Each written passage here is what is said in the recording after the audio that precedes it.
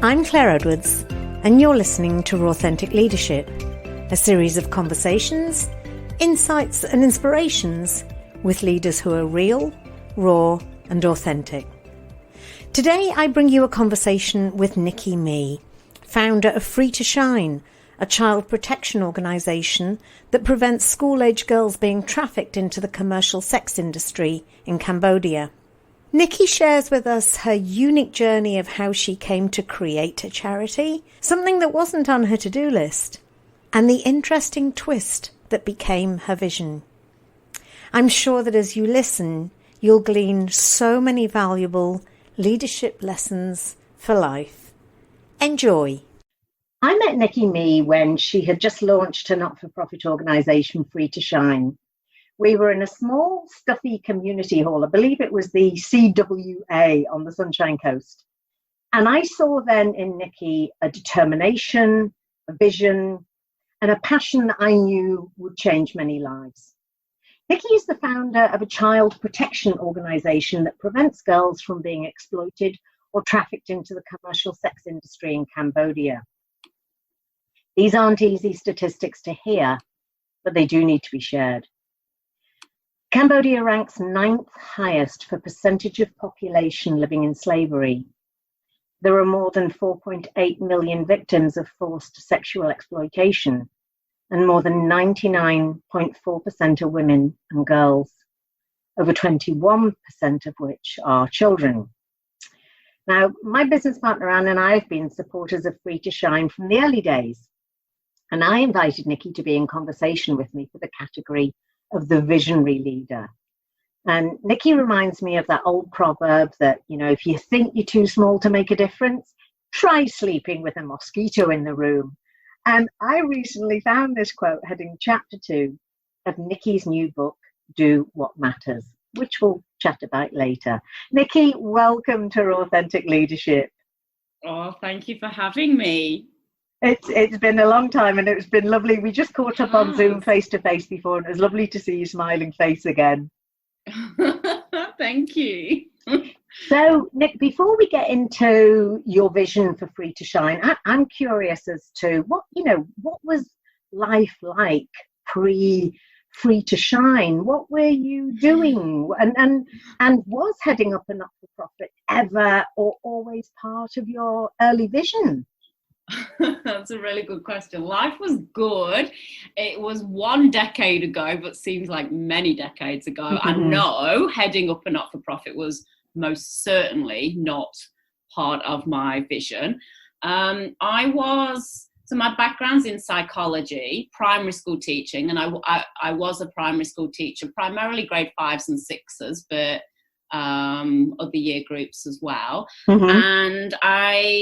And also life coaching. I'd done neuro-linguistic programming, and I was coaching surgeons and principals, like driven people who wanted to do cool, adventurous stuff in their life without it getting in the way of their career.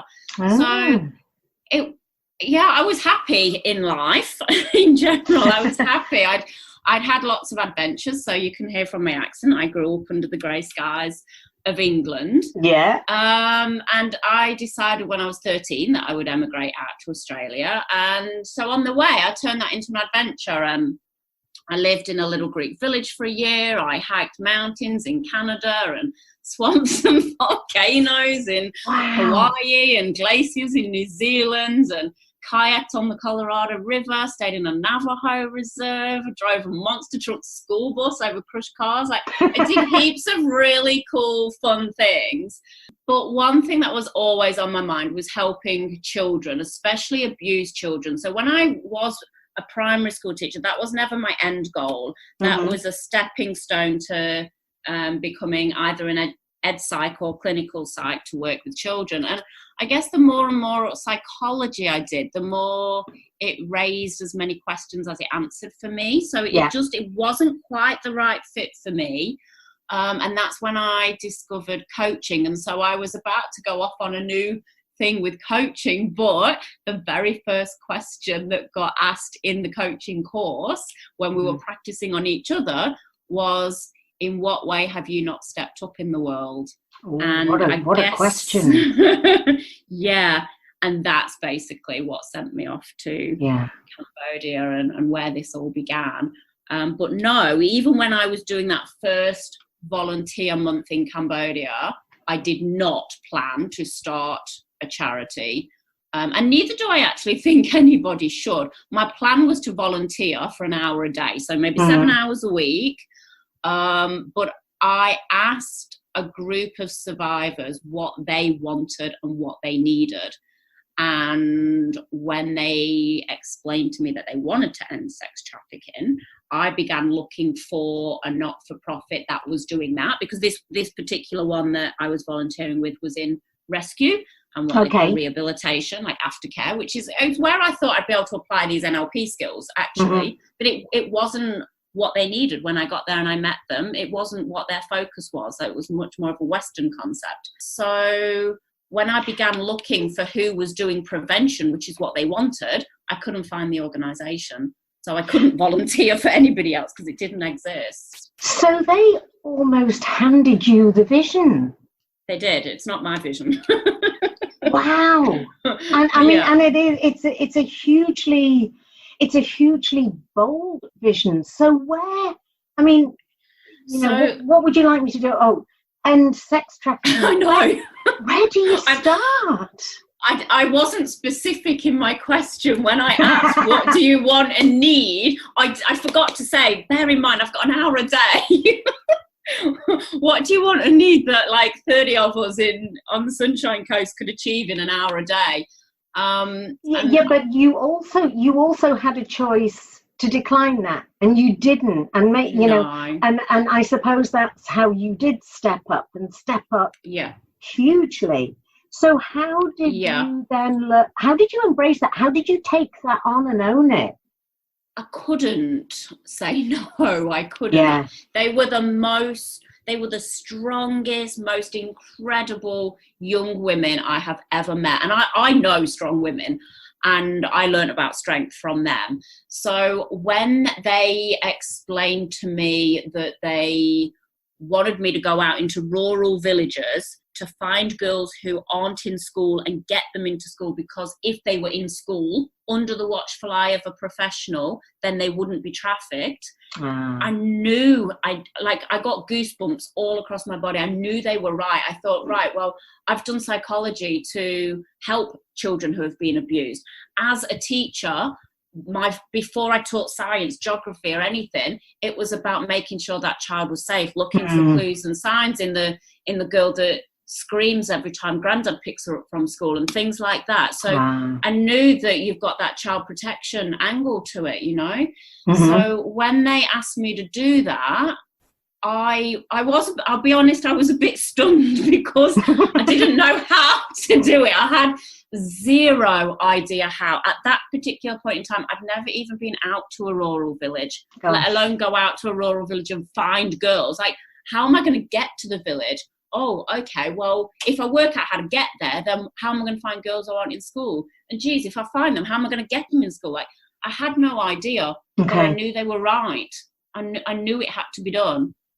So you've got this vision. It sounds like you're breaking it down into chewable chunks, so to speak. Yeah.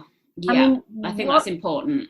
What did you need to do? I mean, what did you need to do in terms of other people and resources and to build this? Oh, millions of things, like so many things. But I think when they actually handed me that mission, I still, at that point, didn't know that would include founding a charity. I literally went out and met with about 200 other organisations, trying to find, can you point me in the direction of the child protection organisation that's doing this? Point me to whoever's involved in child protection or anti-trafficking. So I was very much searching for who was doing it. And then I was going to offer an hour a day to them. But I couldn't find that. So it started to come clear that it didn't exist and it would need to be created. So then I began checking in do you think it's needed? And everybody that I spoke to said, yes, it's needed. It just doesn't exist. So in terms of beginning and resources, to be honest, I had to work on myself first. Yeah. So all those coaching skills that I'd learned that I thought I would be building a career out of working with clients on, I just applied them all to me. So not long after I came back from that month in Cambodia, I found myself at a seminar that I didn't know when I signed up to the seminar. I didn't know that it would include a fire walk. So I remember going like, right, I got to step up and walk across, like, it's another one of those sayings, isn't it? Like the mosquito in the room. It's like, I'll walk across hot coals for them. If I can do this, then when I get to the next hard thing, I'll be able to remember that I walked over hot coals. So that's one thing I'll be able to know that I could do. So I guess I just took it chunk at a time, step at a time.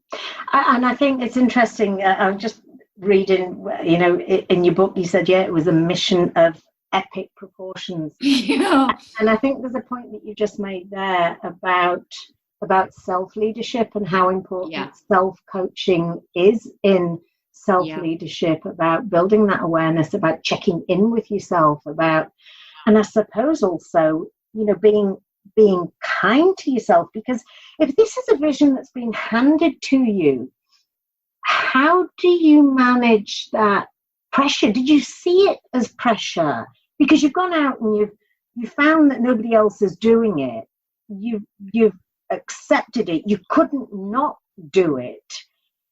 How did you manage yourself? It's like everything, isn't it? You don't manage yourself once and you're done. It's like, it's constant, really. Like you keep doing these things like eating. We have to, you know, we eat breakfast, we're not done, we need lunch as well. So I suppose I knew it was epic. I did know it was epic. I didn't feel pressured because they didn't want me to do something that I didn't want to do. Like there's a chapter in the book where one of the survivors asked me every day if I was happy. She didn't ask me how I was. She asked me if I was happy. Yeah, I love that. It was it was such a massive lesson. Like they don't want us to do things that we're not genuinely happy to do. So there would be bad energy attached to it. If I felt like that, then I shouldn't have done it. I shouldn't have taken it on. And if I feel like that at any point in time, then that will be time to stop. But I guess the way I managed it, because I did know it was epic, is I decided, I made like a little, I don't know, bargain with myself that I'd do it for 15 years, because I knew once you started, like, how do you stop doing something like that? Like if you start and I've got to start, I've got to give myself like a get out clause at some point as well, rather than signing up for eternity. So I decided to myself that I would do it for 15 years. And in 15 years, I could build it to a position where if I wanted to then hand it over in 15 years and I did want to walk away and return to life or move on with life or whatever, that I could, and it would be built to a place where it would still continue. So I sort of gave myself a 15-year, and that wasn't as scary.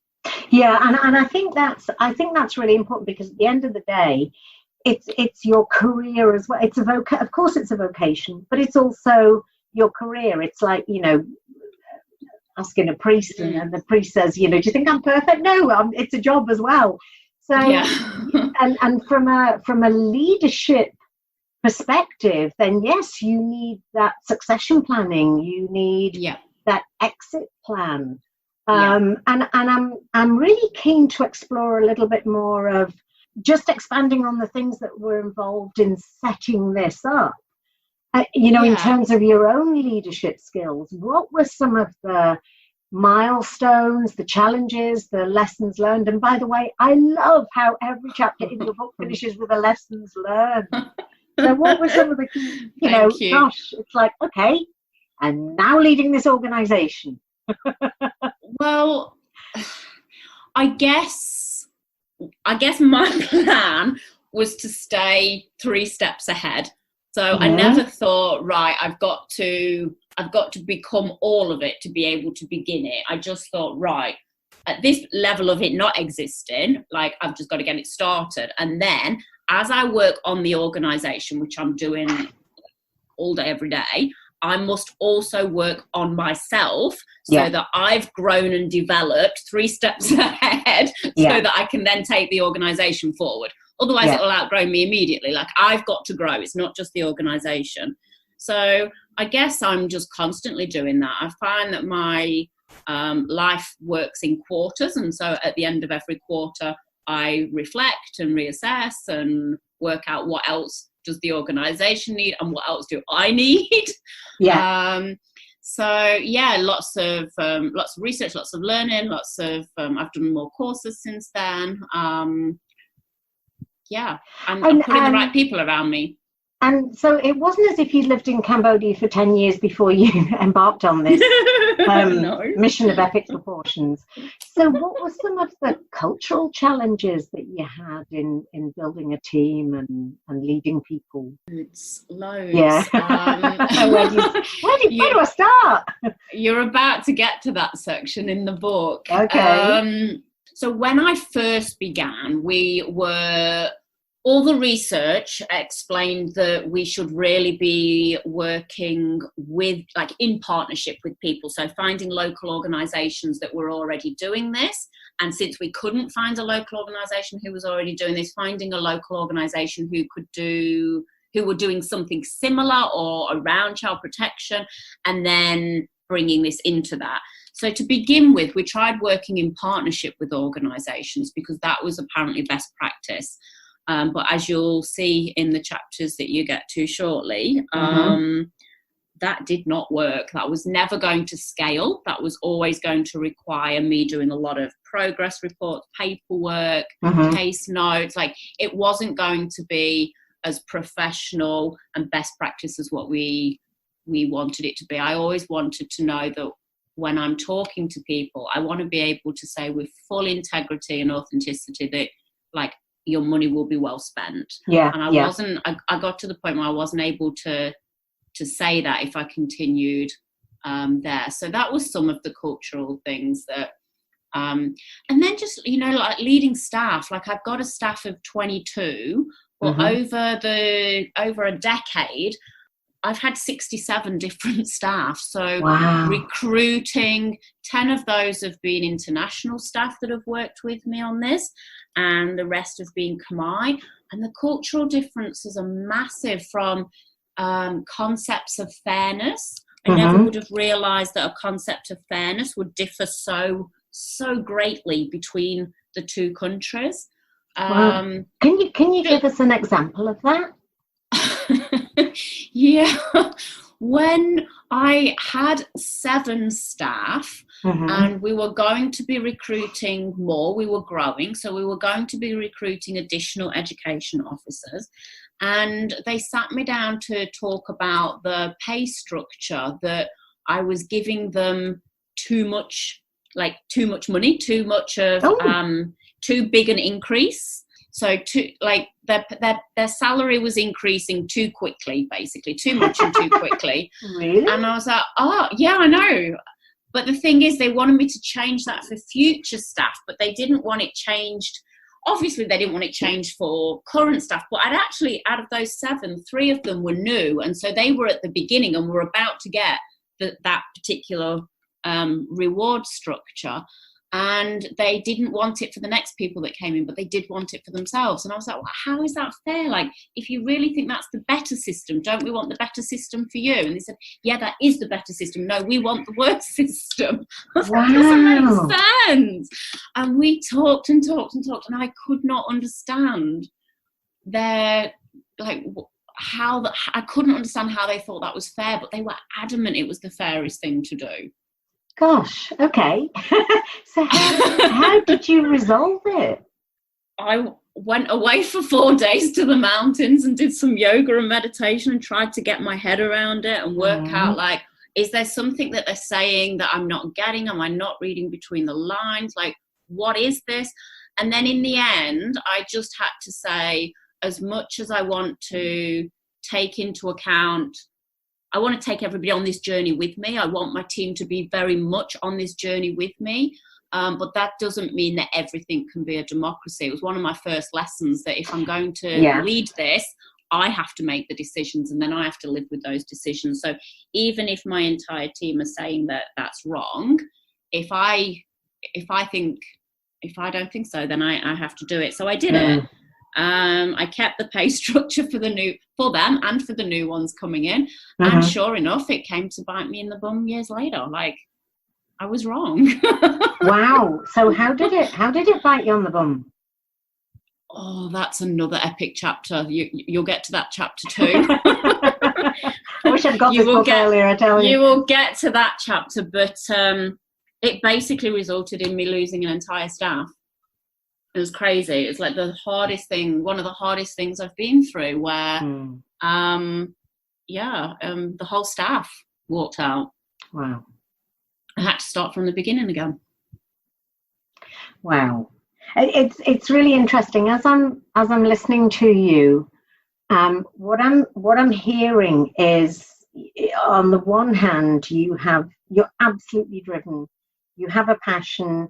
You have a mission of epic proportions that you couldn't say no to, and you're leading a business. So you have this huge emotional drive, and then you've got this rational, logical analysis that you need to do. How have you married that? How have you brought that together? I don't know. That's a lovely, honest answer. I am a logical person, so I always go back to logic. But then obviously I am much more of a feeling person than I used to think I was. Otherwise this wouldn't have grabbed me, and I wouldn't even be doing it, because if I could do something logical without all this emotion, wouldn't that be an easy life? I guess I just am both. And what I try to do is, in each decision that I have to make, I check in with emotions and feelings, because they're giving you information. They're telling you what your gut is feeling. So I don't ignore emotion, but I also I think naturally come from a logical place. Like when I'm making a decision, I run it through several filters. Like, what's this? You never know the outcome of a decision. You just have to make it. So I look at, like, best case scenario, worst case scenario. What are the possibilities? What are the things that could happen here? And which ones could I live with, and which ones couldn't I live with? And I don't make the decisions until emotions have subsided. I let the emotion guide me in what decision I think I should make, but then I sleep on it. If I can see it's driven by an emotion, then I'll sleep on it and see if I agree with myself the next time. Wise words. I think that's, in terms of leadership lessons, I think that's a really important one. And I think often in business today, it's hard when the pressures are so tough and you have to deliver. And but we know that making decisions when we're emotional, it's not always the best outcome. Totally, but I also think if you don't have the emotion and you only come from logic, I don't think that's any more effective either. I think if maybe I'm lucky because I naturally do both, and if you don't naturally do both, then you've got to work at doing both. But I don't think one without the other should happen. I couldn't agree more. Absolutely agree with you. So, and I've also learned, Claire, that I get better at making decisions. Like I used to take a lot longer on each decision, but then when you're doing something like this, the decisions come thick and fast, and you've not finished dealing with one situation before the next one comes in. So you end up having to learn to trust your gut and know that that's not just a feeling, but your gut is like your first thing that's telling you what your head and your heart are thinking. So I think I've just got quicker at it. And that's why I love neuroscience, because we're finding out now we've got 86 billion neurons in our brain, but we've got 100 million neurons in our gut. Our gut is intelligent. There's a reason why they talk about gut feeling and making decisions on intuition, that it absolutely has a role to play. And I think you have to learn to trust yourself, don't you? I think people don't necessarily trust themselves. I didn't used to. So and I think it also comes with practice. As a leader in business is that when someone comes to us and they say that they want to do something, then the go-to response is, well, okay, show me the return on investment, give me the cost-benefit analysis. And I think today there is a movement towards, well, what's your gut telling you? And okay, if we're going to fail, let's fail fast and fail forward. But let's give this a go and take that into account, as well as the logic and the rational. Yeah, and I've also found that it's about making connections with other people who have they've not done what you've done, but they've done something in a similar field, or they've done aspects of it. So there are enough people that you can go to and say, this is the decision I'm about to make. Can you see any angle I've not looked at? Can you see anything that I've got a blind spot on? Yeah. And they can sometimes point those things out, and they can share with you what's happened for them, or what they've been through, or what they've learned and stuff. So yeah, that's funny. That's twice now you've anticipated the next question that I was going to ask. Oh, really? We must be doing well on the airwaves today. And that question was around sort of, around decision making and decision making support. Is that who do you access? Obviously, you're not a lone crusader. Definitely both maybe not. Within Free to Shine and also externally. How have you built that sort of board of advisors, so to speak? Yeah. So let me see, I'm thinking there's probably 4 ways. So one is the board of directors, the people who are in it with me from very, very early days. And so they've got like this broad overview of the mission, what we're doing, what we're achieving. So they can make some of the nitty-gritty decisions that the organisation is based on and depends on, and securing the organisation in those kinds of ways. So I'll take certain decisions that have to be made, I'll take to a discussion with them. Then there are like practice-based decisions.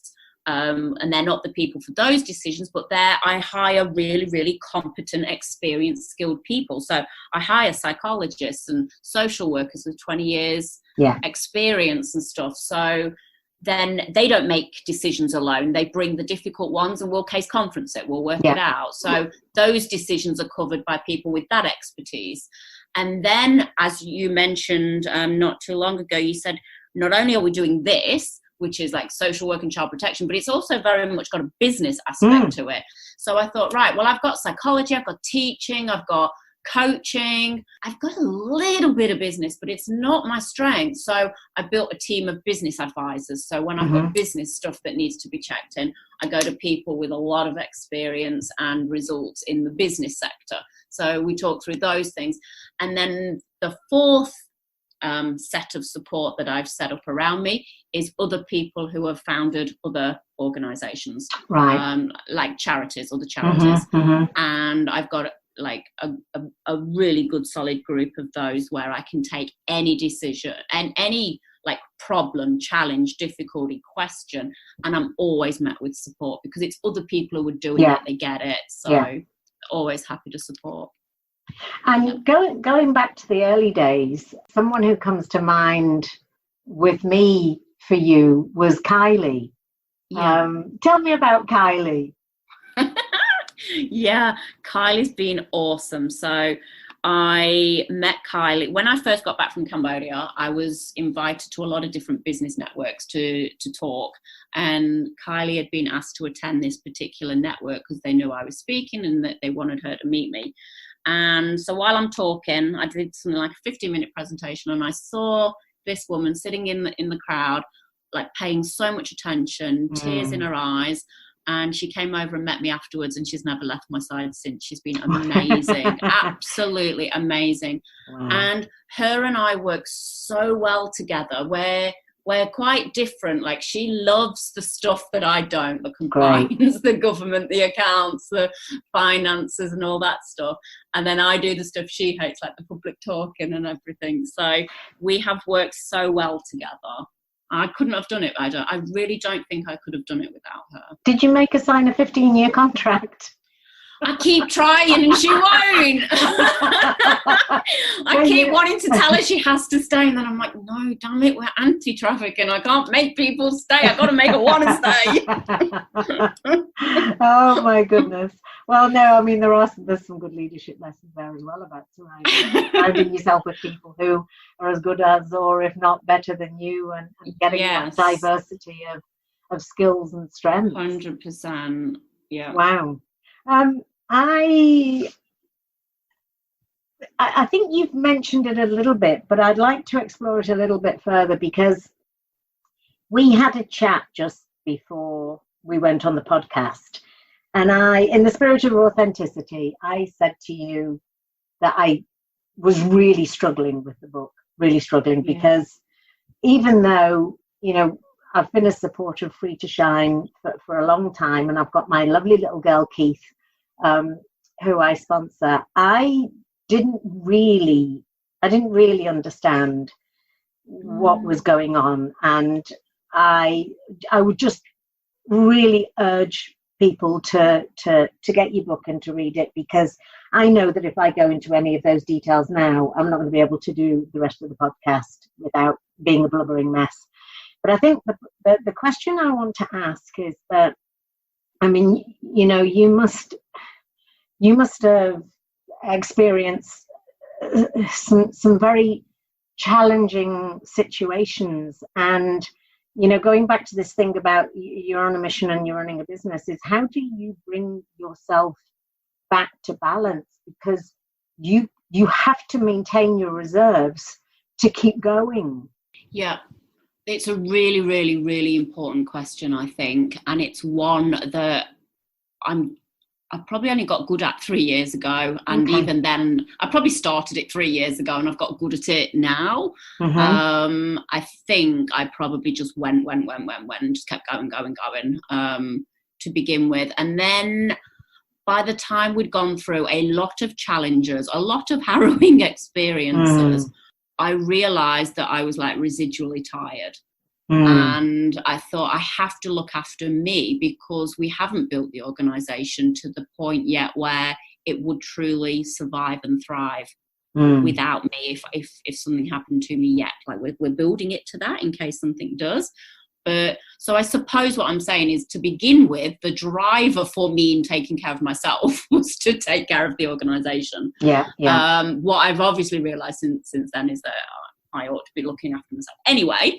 But how do I bring myself back to balance? I attempt to start the day balanced. So I guess I'm doing a lot of different activities. So I do yoga 3 times a week. I do combat self-defense twice a week, aerial yoga twice a week. I go swimming, hiking, stand-up paddleboarding. I go for coffee every day. That's my time where I sit at the river in nature.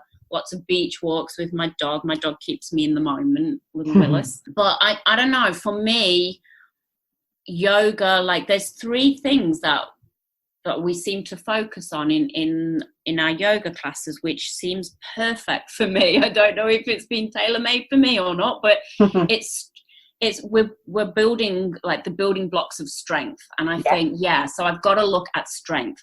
You'll see in the book, that's one of your 4 pillars, isn't it? Yeah. You've got to have that strength and keep building the strength. There's no point building yourself strong and then that's it. You become depleted again. So yoga teaches me and makes me practice strength. And then the other one is flexibility and flow. I think if you're going to run an organization, what you're really doing is leading people. And if you're going to lead people, you need to be flexible and know when, how, and to flow, Yeah. And then the third thing that we work on is balance. And I think even just doing some of the balance yoga poses lets you know that day whether you're in balance or not. Yeah. So for me, starting and finishing the day on the mat lets me have that quiet time, bring myself back, and that's been a coping mechanism, especially when I'm in Cambodia. I now leave the office and go straight to a yoga class. And for a swim. Yeah. And as a lover of adventure, do you still get to go on adventure holidays, or how do you no. keep that? No? No, I don't. Is that for family time? Yeah, maybe. No, to be honest, that is one of the sacrifices that I have made. And I guess there's two things with that. Is one, I did nearly all of the adventures that I wanted to do. So yeah, there are a couple that I still want to do and I do hope to get to. But then, in all honesty, this has been the adventure. Like building an organisation where you don't know what you're doing. You've got to grow fast. You've got to learn. You've got to pick up skills. You're employing people. You're doing this. You're like a foot in two different cultures. Like, that's been the adventure. It's had all the adventure I've wanted in it. That the rest of the time I'm not craving adventure. I'm craving quiet, like alone time, predictability, a little bit. Stability. So how do you divide your time between Australia and Cambodia? I go where I'm needed, when I'm needed. Okay. So it's I probably spend about a third of the year in Cambodia and 2/3 of the year in Australia. And with technology like Zoom, I'm able to Zoom with my team regularly. Yeah. In the early days, I was needed a lot more over there while building it. And then once we'd built it, I was needed here a lot more for funding it. So, yeah. I tend to do approximately 3 months here and a month there, 3 months here and a month there. Good. Well, I'm glad you've mastered that in the last 3 years. Then I'm glad to hear that. I want to talk a little bit about the book, Nicky. So your book is "Do What Matters: Leading a Child Protection Organisation in Cambodia taught me about life and leadership." So there's a couple of questions really. One is what prompted you to write the book, and then the second question is really who is the book aimed at? Because it seems to me that there's an amazing array and mixture of education, certainly for me, that I've been educated in the first 55 pages of this book, but also those leadership lessons. So I'll hand over to you and stop talking. So why did I write the book? Was because I wanted to. When I began, it seemed like it was about sponsors and donors over here providing education for them over there. And we realized very quickly that it was like a lot more than that. Like we would thank the sponsors at the end of the first year and get letters back going, "No, thank you. Thank you for changing my life. And this is what it's done." And da, da, da. And I think what I very quickly realized working with families facing immense difficulties, children battling to go to school, is that they have got a lot right that we have got wrong. Sure, we've got a lot right that they've got wrong, but it's like two pieces of the puzzle and we each hold one. And so it's not, if we think it's about us here providing education for them over there, we're missing half the story. Oh, yes. So I thought, they've got this wisdom and an approach to life that we could learn so much from. So I thought, for the whole 10 years I've been thinking, how can I bottle it and get it over here? Because initially I thought maybe we could take people from here over to Cambodia for trips and experience it. And then I realised, and that's all in the book as well, how that does not work. So I thought, how can I bottle that? How can I share that wisdom and an approach to life with people? So I suppose the book is for people who are ready to step up in their life and their leadership. It's a call to action to do more with the life that we over here too often take for granted. And being called Do What Matters is a reminder to do what matters most to you, and to work out what matters most to you, what matters most to you in your business, what actually matters most with your family, and what matters most to you in the world, and doing that.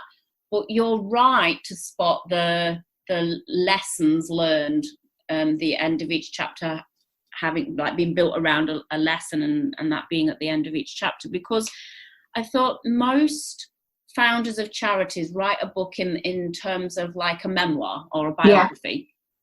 And I thought there's scope to do something a little bit different. If what I want to do is really bottle this way of living and the knowledge and wisdom that they have and bring it over here, that I wanted to write it primarily for business leaders, because I think we're living in a time at the moment that is really quite exciting, in the sense that business, more than ever before, has the power to create the world we want to live in, because people don't trust governments to do it anymore. Yeah. We don't trust them to do the right thing. So it's coming down to employees and customers demanding it of businesses, and business leaders.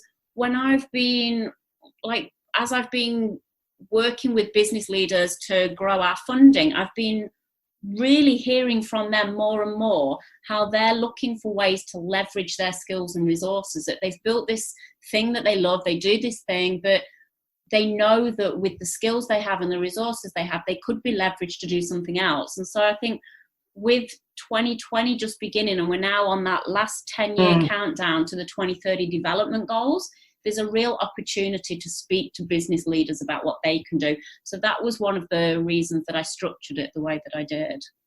Great. And I think you're absolutely right. I think we have, and without wanting to generalize, in my experience, there is, looking at millennials and the generations to come, they want to be part of an organization that's making a difference. And it doesn't always have to be, the difference in the widgets that they're producing, but it's, what do you as an organization stand for? What do you stand for? Yeah. And how are you as an organization stepping up to make the world a better place? And, social license is supporting that. So I think the timing of this is perfect. And so, in terms of for business and do what matters, what can businesses do? And let's talk specifically about Free to Shine. It doesn't necessarily have to be free to shine, but where can they start? What are some of the things that they can do to really harness that philosophy of do what matters? So it is working out what matters to them, and I suppose that's where the SDGs help business leaders get clear. They can actually look at the different SDGs and work out what matters to them. SDGs being? The Sustainable Development Goals. Great. Yeah. So what we have done at Free to Shine to help business leaders, because we had to look at the fact that people don't just want to make donations, they want to actually really engage. So we've built this partnership model where businesses can partner with us, and we provide them with a toolkit of resources and quarterly support, tips and guidance to actually help them engage their team, because team engagement is huge. How to increase client engagement, and also how to grow their business through the impact that they're making in the world, and how to communicate that. So that's one way that businesses can do that with us. But a really simple way to work out if that's going to work for them is to read the book and see if they're interested in those types of things, and sharing those lessons. These are important leadership lessons that business leaders can share with their team. And I have to say, I do love the authenticity of it. I love your style of writing, and you do share where you're stuffed up. You do share where you've been bitten on the bum. You do, it is real, raw, and authentic through and through. Thank you. With the vision, and I love your vision, because it's you've created the new world. So educated girls, free from sex trafficking, leading and shaping their communities and country. Where do you see to be able, and what I'm trying to get at is, how do you quantify that? Because you can't, it's an aspirational vision. It's not going to be that you will by the end of 2025 sex trafficking will not exist in Cambodia. That's not going to happen. But how do you put some sort of quantifier on that vision? Yeah, that's a good question. So in a way, that vision was kind of like our exit plan. So I do think that charities should have an exit plan, so that you're not just there constantly always doing it for that particular country that you're working in. So the idea was that they have a lot of gaps in child protection at the moment. They have a real scarcity of child protection professionals. In fact, the social work degree has only been around for a few years. So there's not actually very many qualified social workers in Cambodia. All right. So the educated girls shaping and leading their community was set around gender equity and them stepping into leadership roles. Because for example, the 59 rural villages that we work in, 57 are led by a man. So 57 of the village leaders are men.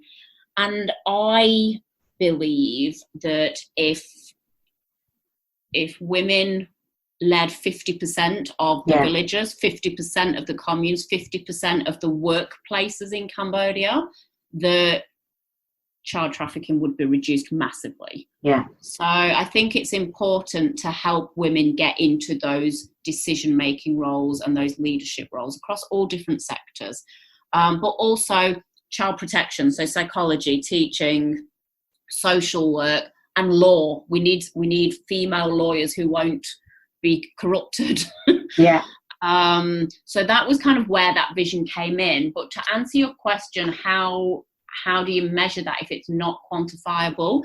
Luckily, it sort of is quantifiable. So there is something called the Trafficking in Persons report, the TIP report, and it's the US State Department puts that out every year around June, July time, and it assesses every country on the level of trafficking that is occurring in that country, whether it's a source country, transit country, destination country, and it looks at the laws, whether those laws are being adhered to, whether perpetrators are being found and prosecuted, and then it gives each country a ranking. And so Australia, for example, like the UK, is a tier 1 country, meaning that it does happen, but the country is doing everything that is deemed appropriate to be doing. So we will know when Cambodia becomes a tier 1 country, because at the moment it fluctuates between a tier 2 and a tier 2 watch list country, which means it's either growing significantly or people are not being prosecuted, things are not being done to the degree to which they should. So our goal is to eliminate trafficking in Cambodia to the same degree as Australia, England, so that it becomes a tier 1 country. Oh, wonderful. Big, hairy, audacious goal, isn't it? Yes. And how many girls have you had through Free to Shine since you started? 753. We've still got, there's still a lot of those that are still with us, and some have graduated and some are at university, some have moved on, but 753 across 59 different villages. What a legacy you're leaving. Wow. I have a good team. I have a very good team working with me. So apart from reading the book, and it's funny, I send out briefing notes in advance, and you do got a copy, and and I say, if there's something that you'd like to promote, then we'll top and tail the podcast with it, but blatant promotion will result in a podcast not being published. But I feel so strongly about this book and the difference that it can make that I'm more than happy for it to be blatantly promoted. So Thank you. No, I mean it. The book only launched a couple of weeks ago, and I was actually really quite nervous, because you think like, oh, you're going to be judged, and what are people going to say, and what questions am I going to be asked about it? And I'm so thrilled with the feedback that I've got in the last couple of weeks. It's been so positive. So thank you. It's like a stone that you're throwing in the lake, and the ripple effects are gonna. You won't know. You'll That's never what I'm know the hoping. complete ripple effect of the impact of this book. But apart from buying that's the okay. book, and I'll put all the details of where to buy it on the show notes. If you were to, in all of your experience of being handed a vision and especially in the last 5 minutes that you've been talking, that actually this is a much bigger picture than just getting girls from rural villages and putting them into education. It's way, way bigger than that. What if you had a message to give to people that were listening to this podcast, and they're emerging leaders or they're leaders, and they want to fulfill a vision. What would be one or two pieces of advice based on your experience and your wisdom that you could give? I think what we talked about earlier, that leadership begins with self-leadership. Yeah. I think that's massively important and overlooked so often.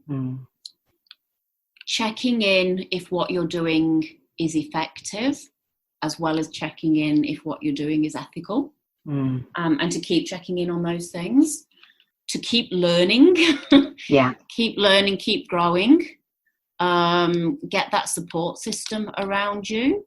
And I suppose it comes back to the title of the book, Do What Matters to You. I think the reason that so many people over here have this like sense that something's missing, something's not right, is because we aren't always, either in our work or in our business or with our family or in the world, we're not always doing what matters most to us. So I think it's about coming back to that question: in what ways could you step up, and are you doing what matters most to you? Do you know what matters most to you? Yeah. How can you become the benevolent mosquito of your world?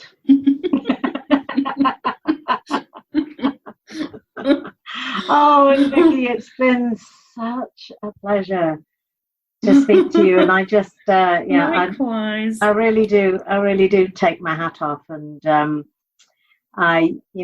the next 5 years, that could be longer, you never know, but at least for the next 5 years, you never know. Yeah. I hope you continue to get the support and the funding and everything that you need to keep doing what matters. So thank you. I hope so too. How can what are some of the key ways that people can support Free to Shine, and how can they make contact with you? Is it LinkedIn or just support? What? Yep. So our website is a good place to go, freetoshine.org. Facebook is a good place. We've got Free to Shine on Facebook because that gets updated more regularly than the website. So both of those are good places. I can be found on LinkedIn. And but you probably don't have a huge amount of time to be doing LinkedIn. I don't. I don't, but still, they still should reach out on LinkedIn. That would be cool. And do you speak at conferences? And I do, yes, I do. So again, I share lessons learned. So I take usually 3 to 5 of the lessons out of the book and share those with business leaders so they can apply them in their own workplaces. Great. But yeah, I do think that one of the best ways to get started, like I could go through 7 different ways that you could get involved, but until you actually know a little bit more, you're probably not going to know which one is right for you. So I really, really do think that getting the book is the best way, because then you'll get a sense of what's involved, where your skills might match, what your interests are, and then there's a page at the back of the book that details 7 different ways that you can support if you want to. So getting the book on our website, freetoshine.org/do what matters, or just hit book on the main tab. Great. And help me get that into the hands of other people that can help. So fantastic. That would be brilliant. Thanks again, Nicky. It's been an absolute pleasure, and I look forward to getting this out to as many people as I can. Go well, stay balanced, and I hope you find your adventure again. Awesome. Thank you for having me. Take care, Nicky. Go well. You too. Thank you. Bye. Bye-bye. Bye.